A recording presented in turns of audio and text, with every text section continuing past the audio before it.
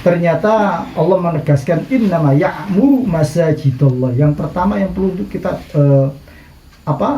untuk kita pahami bersama-sama bahasnya ya'muru masajidallah. Yang menjadi takmir itu adalah masjid-masjidnya Allah, bukan masjidnya pengurus takmir masjid. Jadi ketika itu menjadi takmir masjid, jangan merasa ini masjid saya, ini enggak. Atau bukan juga masjid ini miliknya kelompok tertentu atau organisasi tertentu, atau mungkin muwakif juga. Karena kadang-kala ketika dia mewakafkan ini masjid, berarti ini milik saya.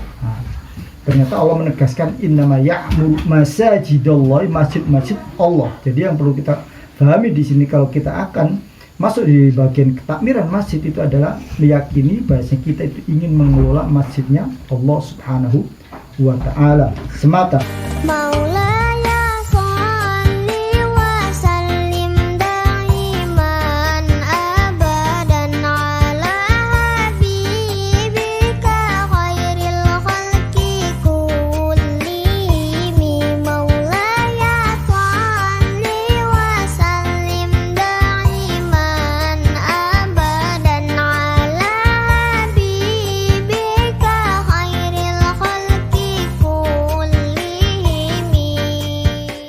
Yang seringkali kita dengarkan, dan itu insya Allah paling tidak kita ingin mencoba masuk ke dalamnya, karena ini adalah seperti fadilah atau keutamaan yang Allah berikan kepada kita semua. Allah Subhanahu wa ta'ala berfirman di surat At-Taubah ayat 18, dan sebenarnya di banyak ayat juga ada, seperti juga di ayat 60 juga Allah menggunakan pakai kata-kata innama. Ya, di surat Taubah yang sama juga di ayat 60 juga sama, ya, innama. Ya. Innama itu ada berhasr, atau kalau dalam bahasa Arab adalah kata-kata yang spesial yang Allah buatkan khusus hanya orang-orang ini saja, selain daripada itu nggak boleh masuk di dalam dalam kelas ini atau di dalam kelompok ini, seperti itu. Apa di sini Allah Subhanahu wa ta'ala katakan? Innama ya'muru masajidallahi man amana billahi wal yawmil akhir wa amila sholihan wa aqama sholata wal yawmil akhir wa aqama sholata wa ataz zakata wa lam yakhsha illallah fa'asa ulaika ayakunu minal muhtadin. Sesungguhnya orang-orang yang memakmurkan masjid-masjid Allah. Jadi ini istilahnya terkait dengan masalah bagaimana caranya kita semuanya ingin menjadi orang yang senang memakmurkan masjid. Nah, istilah kalau dalam bahasa Indonesia kan jadi takmir masjid ini, insyaallah semuanya udah jadi takmir semuanya. Tapi apa hakikatnya orang memakmurkan masjid di sini? Ternyata Allah menegaskan innama ya'muru masajidallah. Yang pertama yang perlu untuk kita pahami bersama-sama bahasnya ya'muru masajidallah. Yang menjadi takmir itu adalah masjid-masjidnya Allah, bukan masjidnya pengurus takmir masjid. Jadi ketika itu menjadi takmir masjid, jangan merasa ini masjid saya, ini enggak. Atau bukan juga masjid ini miliknya kelompok tertentu atau organisasi tertentu, atau mungkin muwakif juga. Karena kadang-kala ketika dia mewakafkan ini masjid, berarti ini milik saya. Ternyata Allah menegaskan innama ya'muru masajidallah, masjid-masjid Allah. Jadi yang perlu kita pahami di sini, kalau kita akan masuk di bagian ketakmiran masjid, itu adalah meyakini bahwa kita itu ingin mengelola masjidnya Allah Subhanahu wa ta'ala semata. Man amana billahi wal yaumil akhir. Jadi orang yang memang sengaja ingin mendonasikan hartanya, jiwanya untuk makmur masjid, itu kita tidak bisa dijadikan sebagai sambilan. Ternyata Allah menegaskan orang yang menjadi takmir masjid itu adalah tugas utamanya. Sambilannya sebagai dagang, sambilannya dia sebagai direktur, sambilannya dia sebagai itu. Jadi yang menjadi takmir masjid itu adalah sebagai pekerjaan utama. Kenapa? Karena Allah sendiri nanti yang akan memberikan gaji yang maksimal. Kalau kita kerja di manusia, itu kita akan digaji dengan yang minimalis. Tapi kalau kita kerja dengan Allah, Allah yang akan memberikan gaji langsung dari Allah Subhanahu wa ta'ala. Jadi yang pertama kali itu adalah sisi keimanan. Orang yang punya keimanan tinggi itu yang ingin mencoba untuk memakmurkan masjid. Bukan berarti orang yang bukan jadi takmir masjid itu berarti keimanannya tidak besar atau tidak tinggi, bukan. Tapi di sini ada tawaran dari Allah. Kalau kita ingin menjaga keimanan kita, itu kita sama-sama mencoba untuk menjadi takmir masjid. Menjadi takmir masjid dalam artian memakmurkan masjid itu sendiri. Ini yang pertama. Kemudian yang kedua itu adalah wal yaumil akhir. Man amal, pertama tadi dilandasi dengan keimanan kita kepada Allah. Kita kerja karena Allah Subhanahu wa taala dalam rangka mengurusi rumah-rumahnya Allah. Dan Allah sendiri nanti yang akan memberikan garansi tentang masalah keuangannya, tentang masalah pelaksanaannya. Kalau memang kita benar-benar mengeluarkan 2T kita. Apa itu 2T? Tawakal dan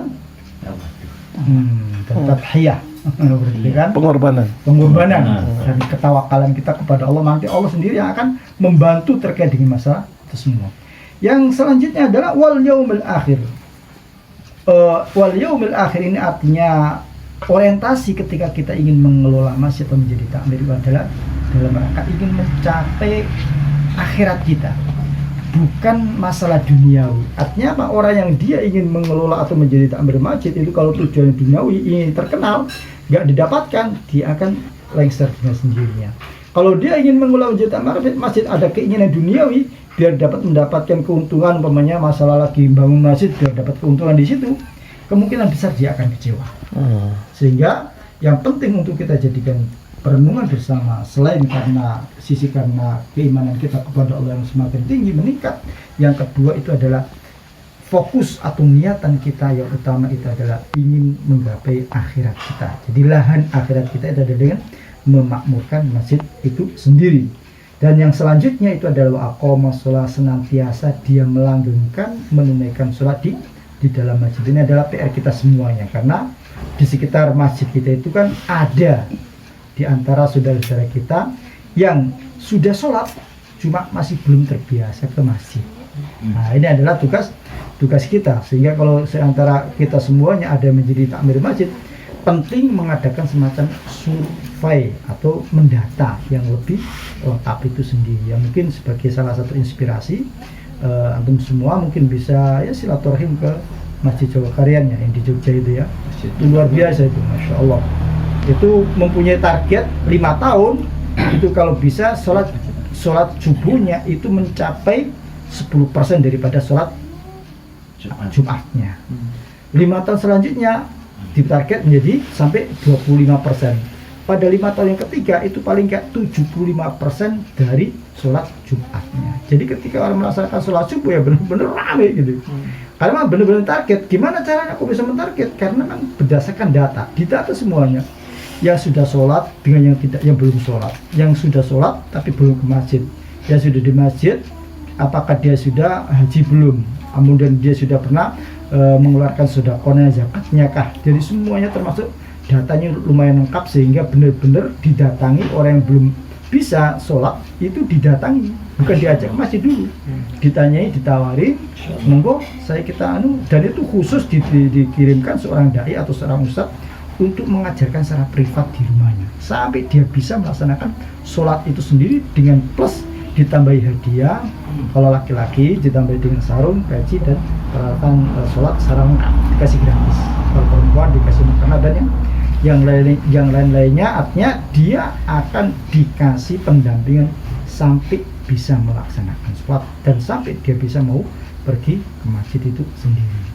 Artinya itu salah satu di antara bentuk memakmurkan masjid adalah bagaimana kita memakmurkan bukan hanya secara zahiri saja yang nampak dengan apa, dengan perbaikan masjidnya ataupun yang, tapi dengan secara batin itu dengan apa, yaitu dengan memakmurkan dengan seberapa banyakkah masjid itu dihadiri oleh jamaah 5 waktunya. Dan itu juga nanti ada beberapa trik yang dilakukan juga terkait dengan masalah itu. Wa aqama shalah wa ataz zakah. Wa ataz zakah di sini dalam Islam memberikan semacam solusi anjuran supaya kita itu menjadi orang yang muzaki, yang bisa memberikan zakat.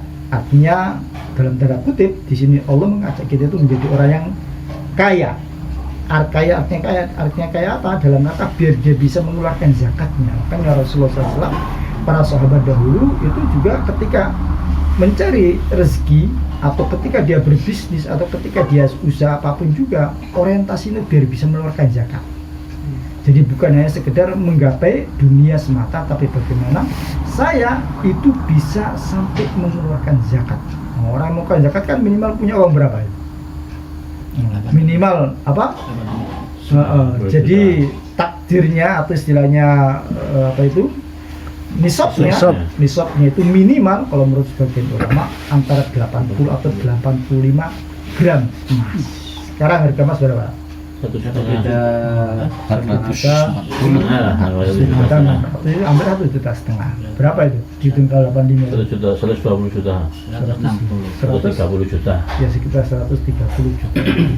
Itu kalau kita punya uang itu baru bisa mengeluarkan zakatnya. Artinya di sini Allah bukan hanya kita dalam kondisi yang pasif, tapi artinya apa? Ketika kita usaha, sebagai usaha apapun juga, apakah dia sebagai guru, pengusaha, ataupun juga bisnismen ataupun yang lainnya, tujuan utama kita ketika kita kerja itu biar kita bisa mendapatkan rezeki supaya kita bisa mengeluarkan zakat itu sendiri. Itu sehingga apa? Sehingga seorang muslim nanti ketika dia bisa mengeluarkan zakatnya juga akan dikelola oleh takmir masjid itu sendiri. Ini diantara salah satu bentuk salah satu bentuk memakmurkan masjid itu sendiri. Walam yaksha illallah, dan dia tidak takut kecuali Allah Subhanahu wa taala. Dan yang terakhir kali diakhiri dengan fa'asa ulaika ayyakunu minal mutadin, dan semoga saja mereka itu termasuk orang-orang yang mendapatkan petunjuk hidayah dari Allah Subhanahu wa taala. Ini juga sangat luar biasa juga pentingnya. Artinya apa? Orang kalau dia sudah memakmurkan masjid, Allah akan kasihkan dia jalan-jalan yang dia tidak sadari kadang-kala, atau mendapatkan rezeki yang dia tidak sadari. Walillahil masalul a'la. Kita juga tidak bisa menyamakan Allah dengan yang lainnya. Kalau sekiranya kita itu nyewa rumah atau nyewa tempat pertemuan, nah, ketika sebelum pertemuan atau setelah selesai pertemuan kita rapikan, kita bersihkan, kita benar-benar openi. Nah, ketika kita akan menyewa lagi kadang-kala, ya udahlah, saya tak kasih diskon. Nah, itu yang diberikan. Atau mungkin kadang-kala juga udah, kalau gitu nggak usah bayar kamu biasanya karena kamu luar biasa merawatkannya dan merawatnya, seperti itu ya. Walillahil masalul a'la. Ketika Allah kita tahu rumah-rumah Allah kita jaga dengan benar dari sisi fisiknya, dan kita makmurkan dengan mendirikan banyak sholat di situ, orang banyak merasakan manfaatnya, orang fakir miskin mendapatkan sedekah, zakat dan yang lainnya, insya Allah akan jamin kehidupan kita di sisi Allah Subhanahu wa taala. Fa asa ulaika ayyakunu minal mutadin, mendapatkan petunjuk dari Allah Subhanahu wa ta'ala. Wa kana al-ihtida'uhum marjuwan faqat fa kaifa bil kuffar alladziina lam yattasifu bi syai'in min tilka as-sifat wa qila inna raja rajul ila ibad. Jadi di sini penafsirannya dikatakan seperti itu. Kita bacakan sedikit saja. Inna ma ya'muru masajidallahi man amana billahi wal yawmil akhir wa fi'lu ma huwa min lawazimil iman min iqamatis shalah wa ita'iz zakat. Jadi kita melaksanakan amalan-amalan termasuk konsekuensi daripada keimanan kita kepada Allah, mendirikan sholat atau mengeluarkan zakat. Walam yakhsha ahadan illallah, tidak ada yang takut sama sekali kecuali Allah Subhanahu wa taala. Faman kana mu'minan muwahhidan ya'malu hadhil a'malus shalihah, barang siapa di antara orang mukmin yang dia mengisahkan Allah dan melaksanakan amalan-amalan saleh ini, kana amruhu amarahu Allah taala fa huwal haqiqi bi imaratil masajid, maka dia perintah Allah tersebut, dia termasuk orang yang memakmurkan masjid dengan sebenar-benarnya. La mangkana kholian minha, bukan orang yang lepas atau kosong daripada memakmurkan masjid seperti itu. Fa'asa ulaika ayakunal mutadin ay idza kana ihtida'uhum marjuwan faqat fa kaifa bil kufar alladziina lam yattasifu bi syai'in min tilka as-sifat. Maka orang-orang kafir yang tidak punya sifat-sifat semacam itu tidak mendapatkan hal-hal yang diinginkan oleh Allah Subhanahu wa taala. Faqila inna raja rajun ilbad. Dalam pendapat yang lainnya harapan itu kembali kepada seorang hamba biar kita mendapatkan hidayah dari Allah Subhanahu wa taala. Jadi kadang-kala orang yang ketika dia fokusnya memang benar-benar memakmurkan masjid, dan kita tahu masjid adalah miliknya Allah Subhanahu wa taala, Allah akan bantu kita. Mungkin pekerjaan kita yang kadang-kala seakan-akan sulit, Allah mudahkan urusan kita. Mungkin ketika kita kesulitan dalam mencari rezeki Allah, maka Allah mudahkan kita mendapatkan rezeki, dibukakan pintu-pintu rezeki yang kita tidak sangka-sangka seperti itu. Ketika kita ada masalah apapun juga Allah berikan solusi. Nah, itu diantara hal yang menjadikan salah satu samara atau buah daripada seseorang itu punya keinginan untuk bisa memakmurkan masjid itu sendiri. Jadi intinya ikhwan fillah yang dirahmati Allah Subhanahu wa taala, bahwasanya ini adalah tawaran dari Allah Subhanahu wa taala, apakah kita termasuk orang ingin memakmurkan masjid kan atau tidak. Jadi kata-kata innama itu adatul hasri, itu adalah kata-kata yang memang mengecualikan, mengkhususkan, seperti ketika Allah firmankan terkait dengan masalah orang yang layak mendapatkan zakat. Innamas shadaqatu lil fuqara'i wal masakin, sampai 8 golongan itu kan hanya 8 golongan itu saja, selain itu nggak boleh. Hanya 8 golongan itu saja yang boleh dikasih uang zakat. Kalau selain daripada itu nggak dapat. Kenapa? Karena pakai kata-kata innama, Allah khususkan yang layak mendapatkan uang zakat itu cuma 8 asnaf, 8 golongan itu saja. Karena apa? Karena memang Allah khusus menggunakan kata-kata innama itu berarti kata-kata lil hasri, untuk pengecualian, pengkhususan, hanya kelompok ini saja mendapatkan zakat itu, seperti itu. Begitu juga orang yang memakmurkan masjid itu hanya orang yang punya sifat-sifat seperti ini. Pertama, keimanan yang kuat pada Allah. Yang kedua, itu adalah dia orientasinya akhirat. Yang ketiga, memakmurkannya dengan mengajekkan, melanggengkan dia sholat jamaah di masjid. Dan yang keempat selanjutnya adalah dia mencoba untuk mendistribusikan atau bisa mendapatkan harta yang luar biasa, bisa mengeluarkan zakatnya untuk kemaslahatan umat Islam ataupun yang ada di sekitarnya, dan dia tidak takut sedikit pun kecuali kepada Allah Subhanahu wa taala. Maka hasilnya Allah akan menjadikan harapan seorang hamba ketika dia mencoba untuk memaafkan masjid Allah. Allah akan berikan hidayah, Allah akan berikan solusi, Allah akan bantu seluruh urusan dari Allah Subhanahu wa taala. Sehingga kalau kita memang ingin benar-benar memakmurkan masjid, itu adalah tugas utama kita. Pekerjaan utama kita adalah memakmurkan masjid. Sementara pekerjaan yang lainnya itu adalah sampingan saja. Nah, itu yang kadangkala ini lumayan juga ini. Karena selama ini yang kita rasakan, orang jadi anggota takmir kan sekedar sampingan saja. Kebalikan daripada ini kan. Kalau dari amas, ya makasih, pokoknya kalau ada sisa waktu ya udahlah kita di situ. Tapi asalnya sebenarnya ini adalah kita harus fokus dan benar-benar kita itu punya kepedulian terhadap kemakmuran masjid itu sendiri. Kalau benar-benar makmur, akan dirasakan manfaatnya bukan hanya anggota yang ada di masjid ini, bahkan seluruh umat Islam yang ada di sekitarnya. Kenapa Rasulullah SAW dahulu ketika memulai dakwanya dimulai dengan masjid?